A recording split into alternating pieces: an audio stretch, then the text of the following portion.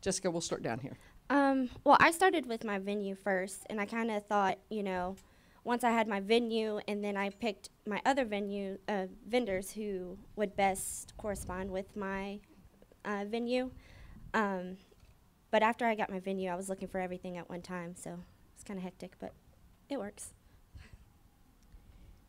I would say you start communicating with a bunch of different vendors, but as far as booking, you do one at a time. So you worry about this one, you book it, then you kind of check this off. But I feel like I was in constant communication with lots of different vendors at once. And, you know, like she was saying, sometimes it could be, you know, 2-3 months before I would actually get back to somebody about, you know, what I had talked to them about before. So just give us time. There's lots going on, and but just keep in touch with us. That's what's important too. If you haven't heard from us in a few months, reach back out and say, hey, are you still working on this? Can I get you any additional information? For me, email is the best way to contact me. Okay, great. Carrie. I found it a little. Pamela, sorry. Pamela, yes.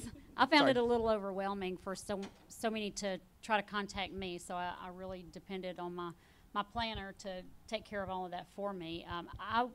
I think that sending stuff through the mail was probably more convenient for me to look at because I have so many emails and so much junk mail. Mm-hmm. But a lot of it got trashed. Yeah. But with having a wedding planner, I so suggest that. You really need someone to help you because the timeline that she provided for me gave me more direction on when I needed to pick certain vendors and how long I had to decide on other vendors. Good. Ashley? Carrie. Carrie. Man, I'm going all the way backwards. I'm going to quit saying names here. I actually looked for my church and my reception site to be at the same exact time. Other than that, I used different vendors and was corresponding with different vendors constantly. Email worked best for me because with my job, I travel. I'm on the road. So, you know, my BlackBerry was my best friend during the wedding planning process, so I could also work and plan a wedding because I did not have a wedding coordinator.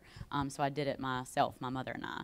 But mostly after that we made sure that the church was available, had my heart set on one location that did not come through, and it was truly the best blessing that could have ever happened because my second choice fit me absolutely perfectly.